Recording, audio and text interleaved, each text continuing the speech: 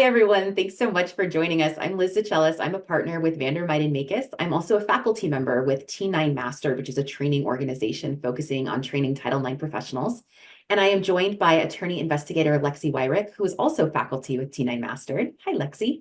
Hi, Liz. Lexi and I just wanted to briefly kind of share some thoughts that we've been having with these new regulations that, of course, we haven't had yet. They're not launched. We don't have an exact date. We don't know exactly what they're going to say, but there are definitely some things that all of us can be doing with our campus communities as we prepare. And so Lexi and I thought it would be helpful just to cover a couple of those things as we're all kind of waiting with breathless anticipation for these new regulations.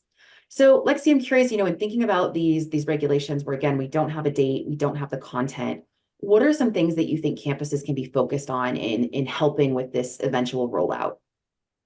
So one thing that I think is really important for schools to be mindful of is that the 2020 rule is still currently in effect, and it will be until the stated effective date of the new rule. So there is a difference between also the published date and the effective date. So once the new rule does come out and is published by the Department of Education, that doesn't mean that that rule suddenly applies to all conduct. Schools will have a period of time to implement the new rule, and there will likely be date cutoffs for which conduct is covered under which policies.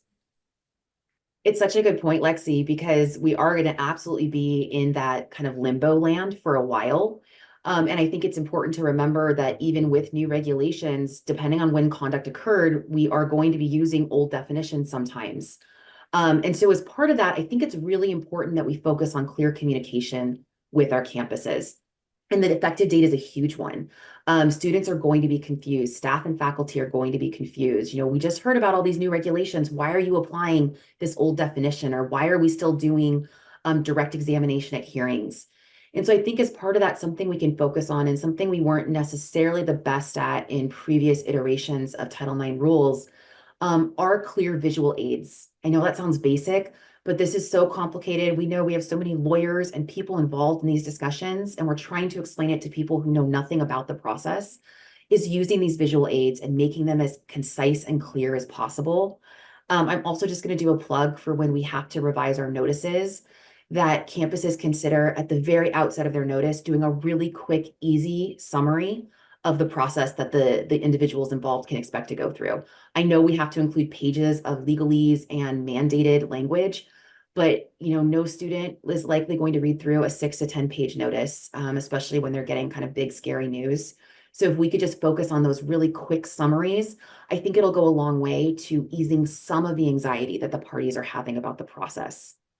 And in thinking about that, Lexi, I don't know if you've had thoughts about other ways that we can help ease anxiety or just help bring in more people and more education as we roll out these eventual new regulations. Absolutely. And just to your point about having clear visual aids, that's so important, not only for the people who might be in interacting with the Title IX process, but also for the people who are in charge of implementing it. So it helps everyone kind of orient themselves in the process and make sure that they're on the same page. But another thing schools can be doing is really keeping lines of communication with students open during this time, and not just students, but everyone who is affected by the Title IX policies.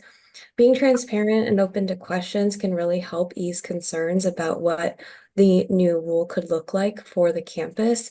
And it also helps ease some anxiety. The Title IX process is not a fun experience to be engaged with in general, and keeping people informed about not only where the rulemaking process is, but how the school really plans to implement the changes can help restore a sense of agency for the people involved in the process during a really uncertain period.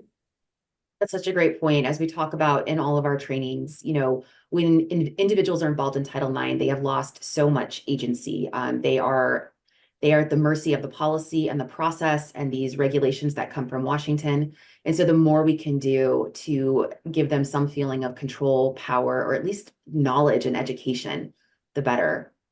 So as we know, we don't know when these regulations are coming. They might drop in March, they might drop in June.